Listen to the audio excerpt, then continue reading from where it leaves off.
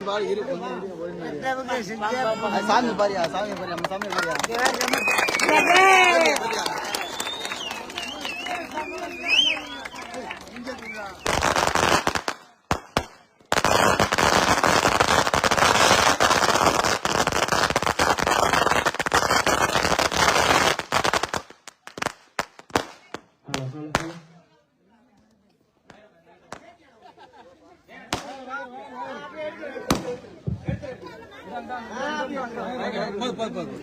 சிறப்பானதொரு வரவேற்பை வழங்கியிருக்கிற கிராம பொதுமக்களுக்கும் இளைஞர்களுக்கும் பெரியவர்களுக்கும் இந்த நேரத்தில் வணக்கத்தை தெரிவித்துக் கொண்டு வருகிற ஜனவரி 25 முத்தரையர்களின் அரசியல் அதிகார மீட்பு மாநாடு. இந்த மாநாட்டிற்கான அழைப்புகள் தான் உங்க கிராமத்துக்கு நேரடியா கொண்டு வந்து கொடுக்க வந்திருக்கோம். நம்ம வீடுகள்ல சுப நிகழ்வு நடக்குதுன்னா, கல்யாணம் காதுகுத்து நடக்குதுன்னா, நம்ம தாய்மார்கள் வீடு வீடா போய் அழைப்புதல் கொடுத்து அந்த சுப காரியத்துக்கு அழைப்போம். இது முத்தரையர் சமுதாயத்தினுடைய சமுதாய நிகழ்வு. இதுக்குதான் உங்களை அழைக்க வந்திருக்கோம். பேரரசர் பெரும்பிடுகு முத்தரையருடைய 1350வது சதய விழானா பிறந்த நாள் விழா. பேரரசருடைய பிறந்த நாளை கொண்டாடி முடிச்சிருக்கோம். நம்ம வரலாறு சொல்லணும்னா ஒரே வரியில சொல்லிடலாம். நம்ம பேரரசருடைய வயசு 1350. அப்ப நாமெல்லாம் 1000 கால வரலாறு கொண்ட ஒரு தமிழகத்தினுடைய ஒரு பேரினம் தான் இந்த முத்தரையர் சமூகம். வரலாறு மிகப்பெரியது, நீண்ட நெடிய வரலாறு கொண்ட சமூகம். நாம எவ்வளவு மக்கள் தொகை இருக்கோம் தமிழகத்துல அப்படின்னா 1.25 கோடி சொல்றோம். 1,25,00,000 பேர் இந்த தமிழ்நாட்டில் நாம இருக்கோம். அதை எப்படி நிரூபிக்கிறது? வரலாறு ஒரே வரியில சொல்லிடலாம், படிச்சு தெரிஞ்சுப்பாங்க. நாங்க பெரும் கூட்டம் கொண்ட சாதி தமிழகத்துல அப்படின்னு எப்படி நிரூபிக்கிறதுனா, வருகிற ஜனவரி 25 ஞாயிற்றுக்கிழமை அன்னைக்கு எந்த வேலையும் கிடையாது, லீவு தான். ஞாயிற்றுக்கிழமைக்கு திருச்சி வந்தீங்கன்னா தான் நாங்க தமிழகத்துல தவிர்க்க முடியாத சக்தி, நாங்களும் மக்கள் தொகைகள்ல மிக பெரும்பான்மையான சமூகம் எப்படி நிரூபிக்கணும்னா நீங்கெல்லாம் திருச்சி வந்தாதான் நிரூபிக்க முடியும். தாய்மார்களை இளைஞர்கள் தயவு செஞ்சு கூட்டிட்டு வரணும், மிக பெரும் கூட்டம் கூடணும். ஏன்னா வன்னியர் சமூக மக்கள் வருஷத்துக்கு ஒரு தடவை பெரும் கூட்டத்தை கூட்டுறாங்க. அதே மாதிரி பறையர் சமூக மக்களும் வருஷத்துக்கு ஒரு தடவை பெரும் கூட்டத்தை கூட்டி ஆட்சியாளர்கள் அதிமுக ஆண்டாலும் சரி, திமுக ஆண்டாலும் சரி, அந்த ஆட்சியாளர்களை பயமுறுத்தி அவங்க மக்களுக்கான சலுகைகளை பெறுவதற்காக வருஷத்துக்கு ஒரு தடவை மாநாடு என்கிற பெயரில பெரும் கூட்டத்தை கூட்டுறாங்க. நம்ம மட்டும்தான் மக்கள் தொகையில அதிகம், நாங்க தான் கிராமங்கள்ல அதிகமா இருக்கோம் சொல்றோம். கடந்த ஒரு வாரத்துக்கு முன்னாடி முதல்வர் பங்கேற்கிற ஒரு திருமண நிகழ்வுல நான் போறேன். அந்த நிகழ்வுல என்னை பேசுறதுக்காக வாய்ப்பு கொடுக்கறாங்க. அப்ப முதல்வர் மேடையில் இருக்கும் போதே, தமிழக முதல்வர் மு.க. ஸ்டாலின் மேடையில் இருக்கும் போதே, இது பேரரசர் பெரும்பிடுகு முத்தரையருடைய 1350வது சதய விழாவை கொண்டாடி முடிச்சிருக்க சமூகம்னு மறைமுகமா எங்களுடைய வரலாறு 1000 கால வரலாறு என்பதை முதல்வருக்கு தெரிவிச்சேன்.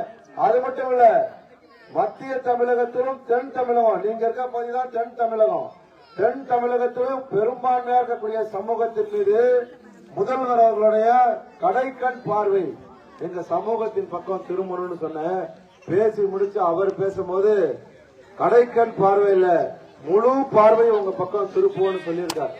இது ஒரு நல்ல முன்னுதாரணமா இருக்கு. நாம அரசியலா நாம எல்லா கிராமத்திலையும் இங்க பாத்தீங்கன்னா பயங்கர எழுச்சியோட நல்ல வரவேற்பு கொடுத்திருக்கோம். இதுதான் ஆரம்பம். இனிமே நாம பெரும்பான்மையா இருக்க பஞ்சாயத்துல நம்ம தம்பிங்க தான், நம்ம ஊரை சில தம்பிங்க தான் பஞ்சாயத்து தலைவரா வரணும், ஒன்றிய கவுன்சிலரா வரணும், மாவட்ட கவுன்சிலரா வரணும். நாம பெரும்பான்மையா இருக்க சட்டமன்ற தொகுதியில நம்ம தான் சட்டமன்ற உறுப்பினரா வரணும், பாராளுமன்ற தொகுதியிலே பாராளுமன்ற உறுப்பினரா வரணும். இதுக்கு தான் இந்த மாநாடு. ஏதோ கும்பலை காய்ச்சிட்டு விசில் அடிச்சுட்டு வர்றதுக்கான இந்த கும்பல், இந்த கூட்டம் அல்ல. 2026க்கு பிறகு முத்தரையர் பெரும்பான்மையா வாழ்ற பகுதியில், ஏன்னா அதிமுகவும் திமுகவும் நாடார் பெரும்பான்மையா இருந்தா அங்க நாடாருக்கு தான் வாய்ப்பு கொடுக்கறாங்க, வன்னியர் பெரும்பான்மையா இருந்தா அங்க வன்னியருக்கு தான் வாய்ப்பு கொடுக்கறாங்க. அது சட்டமன்ற உறுப்பினரா இருக்கலாம், பாராளுமன்ற உறுப்பினரா இருக்கலாம், உள்ளாட்சி பிரதிநிதியா கூட இருக்கலாம்.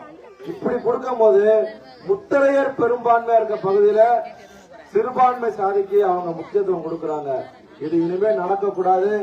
அதே மாதிரி தாய்மார்கள்ட்ட கேட்டுக்கிறது என்னன்னா, தேர்தல் நேரம் வந்துச்சுன்னா என்னைய வரவேற்கிறதுக்கு நின்னீங்க, நீங்க ஆரத்தி எடுக்க நின்னீங்க, ஊருக்கு ஒருத்தர் மட்டும்தான் நிக்கணும். அவன் கொடுக்கற பணத்தை வாங்கக்கூடாது, ஆராத்திக்கு அவன் தட்டுல போடுற பணத்தை வாங்க கூடாது. ஆமா, அவன் என்ன நினைக்கிறான்னா இந்த சாதி தட்டேந்தி நிக்குதுன்னு நினைக்கிறான், நினைச்சிடறான். அதனால இந்த சமூகத்தை மதிக்க மாட்டான்.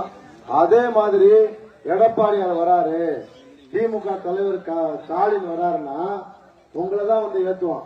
200 ரூபாய் 300 ரூபாய் காசு கொடுத்துட்டு எந்த வண்டியில ஏத்திட்டு போவான்? டாடா ஏஸ்ல ஏத்திட்டு போவான். ஆடு மாடு ஏத்துற வண்டி தான் டாடா ஏசு, அதுல உங்களை ஏத்துறான். அப்ப என்ன நினைக்கிறான்? ஆடு மாடு மாதிரி இந்த மக்களை நினைக்கிறான். அவங்ககிட்ட நாம இனிமே போய் வண்டியில ஏறி போய் எந்த தலைவரையும் வரவேற்க போக கூடாது. என்னைய வரவேற்க வந்தீங்க, நான் உங்கள ஒருத்தன், உன் அண்ணனோ தம்பியோ ஏதோ ஒரு உறவு முறையில உங்களோட நான் இருப்பேன், உங்க கஷ்ட காலத்திலே இருப்பேன். இன்னைக்கு சந்தோஷமா வரவேற்கிறீங்க, நாளைக்கு இந்த கிராமத்துல ஏதாவது ஒரு பிரச்சனை ஆச்சுன்னு சொன்னா நம்ம தம்பிங்க நிப்பாங்க. இங்க இருக்கக்கூடிய பொறுப்பாளர், மாவட்ட செயலாளர்களாம், மாவட்ட துணை செயலாளர்களாம் நம்ம கட்சியில போட்டிருக்கோம், அவங்க நிப்பாங்க. வெறும் பிரச்சனை ஏற்படுதுன்னு சொன்னா உங்கள ஒருவனா உங்க வீடு தேடி வருவேன், உங்க கிராம தேடி நிற்பேன். அதிமுகவோ திமுகவோ நிக்க மாட்டான், ஓட்டு மட்டும் தான் கேட்பான்.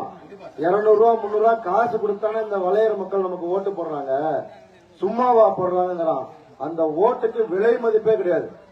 விலை மதிக்க முடியாத வாக்குகளுக்கு ஆப்டால் குறைஞ்சபட்சம் 200 ரூபாய் 100 ரூபாயை நிர்ணயிக்கிறது நம்ம தான்.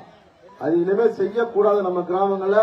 அதுக்காக தான் மாநாடு. இந்த மாநாடு எதுக்குன்னா, நாங்க பெரும் கூட்டம் இருக்கோம், எங்களுக்கான அரசியல் அங்கீகாரத்தை, அரசியல் அதிகாரத்தை என்கிட்ட கொடு, என் தாய்மார்கள்ட்ட கொடு, என் தம்பிகள்ட்ட கொடு, எங்க கிராமத்தில் இருக்க பெரியவங்கள்ட்ட கொடு, பஞ்சாயத்துல நான் நிற்பேன், நீ எனக்கு ஓட்டு கேளு அப்படிங்கிறதுக்காக தான் இந்த மாநாடு ஏற்பாடு பண்ணிருக்கோம். ஞாயிற்றுக்கிழமை தான் மாநாடு வர நேரத்துல இங்க இருக்கக்கூடிய கட்சிக்காரங்க என்ன தெரியுமா பண்ணுவாங்க? நீங்க அதிமுக இருக்கீங்க, திமுக இருக்கீங்க, பிஜேபியில இருக்கீங்க, காங்கிரஸ்ல இருக்கீங்க, இந்த மாநாட்டுக்கு போகாதன்னு சொல்லுவான். ஜாதி சான்றிதழ்ல வளையன்னு தான் இருக்க தவிர அதிமுக காரன், திமுக காரன், பிஜேபி காரன், காங்கிரஸ் காரன் கிடையாது, மாத்தவே முடியாது. ஜாதி சான்றிதழ்ல வளையன்னு தான் இருக்கு. எங்க மாநாடு இந்த மக்களுக்காக தென்னகமே திரளும் வளையர் வாழ்வுரிமை மாநாடு நடத்தின அமைப்பு தான் வீர முத்தரையர் நடத்தணும். ஏன் நான் முத்தரையர் மாநாடு நடத்திருக்கலாம்ல? தென் தமிழகத்திலே இந்த மக்கள் பெரும்பான்மை இருக்காங்க, அதை நிரூபிக்கணும், அரசியல்வாதிகள்கிட்ட காட்டணும், அதிகாரிகளுக்கு தெரியப்படுத்தணுங்கிறதுக்காக தான் தென்னகமே திரளும் வளையர் வாழ்வுரிமை மாநாடு நடத்தினேன். வளையருங்கிற பேரை மட்டும் எடுத்துருன்னு சொன்னாங்க, முடியவே முடியாது.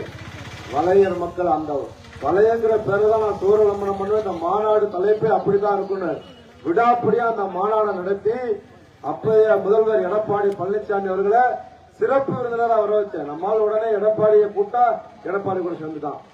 திமுக தலைவர் இப்ப முதல்வர் இருக்கார், அவர் ஒரு மாநாட்டு கூட்டம்னா உடனே திமுக. இது என்ன மனோபாவம்னு தெரியல நம்ம ஆட்கள்கிட்ட. உடனே பணம் வாங்கிட்டான். நாங்க என்ன, நம்ம தம்பிங்க இன்னைக்கு இங்க வந்த ₹1 கூட செலவு இல்ல. டீசல் போட்டான், 2 நேரமுமே கறி மீனோட சாப்பாடு போட்டான், 10 வண்டி எடுத்துட்டு கூட வரான். என்ன எதிர்பார்ப்பு? நாங்க அவனை சட்டமன்ற உறுப்பினர் ஆக்கியிருக்கானா இல்ல பஞ்சாயத்து தலைவர் ஆக்கியிருக்கானா? இந்த சமூகம் நல்லா இருக்கணும், இந்த சமூகத்தை அரசியல்ல உயர்த்தணும், அசிங்கமா கேவலமா பேசணும், இதெல்லாம் நீக்கணுங்கிறதுக்காக தான் தம்பிங்க 10 பேர் 10 கார்ல வரான் என் கூட. நீங்க செய்ய வேண்டியது என்ன தெரியுமா? அவங்க வாகனம் ஏற்பாடு பண்ணுவாங்க, அதுல ஏறி தயவு செஞ்சு எவன் பேச்சையும் கேட்காதீங்க, கேட்ட வரைக்கும் போதும். போனா எந்த ஊர்லயுமே அடிப்படை வசதி கூட இல்ல, ரோடு கிடையாது, தெருவிளக்கு கிடையாது, தண்ணி 2 நாள் 3 நாளைக்கு பிறகுதான் வருது. அப்படியாப்பட்ட அந்த அயோக்கிய பேச்ச கேட்காதீங்க. நம்ம ஊர்ல இருப்பாங்க, கேட்டா அதிமுக கிளை செயலாளர், திமுக கிளை செயலாளர் சொல்லுவாங்க. அதை தாண்டி அவர்களுக்கு ஏதாவது பொறுப்பு கொடுப்பாங்களா? ஒன்றிய செயலாளர் கொடுப்பாங்களா? மாவட்ட செயலாளர் கொடுப்பாங்களா? அதிமுகலையும் திமுகலையும் அப்படியே கொடுத்தாலும் அவங்கள சட்டமன்ற உறுப்பினர் ஆக்குவாங்களா? கிடையவே கிடையாது.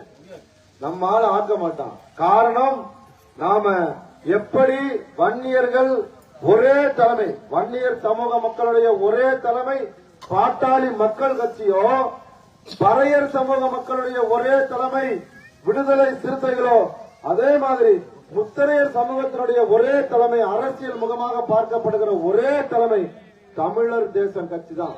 அதனால எல்லாரும் அந்த மாநாட்டில் வந்து கலந்துகிட்டு நம்ம சமூகத்தினுடைய ஒற்றுமையை காட்டணும், நாங்க பெரும்பான்மையா இருக்கன்னு காட்டணும், எங்களுக்கான அரசியல் அதிகாரத்தை கொடுறான்னு நான் பேசிட்டேன் அந்த மேடையில. உங்களை வச்சுக்கிட்டு எனக்கான அரசியல் அதிகாரத்தை கொடு அப்படின்னு சொல்லி பேசிடுவேன். தவறாம எல்லாரும் கலந்துக்கங்க. சிறப்பான வரவேற்பு தந்த தாய்மார்களுக்கும், இளைஞர்களுக்கும், கிராம பெரியவர்களுக்கும் இந்த நேரத்தில் நெஞ்சம் நிறைந்த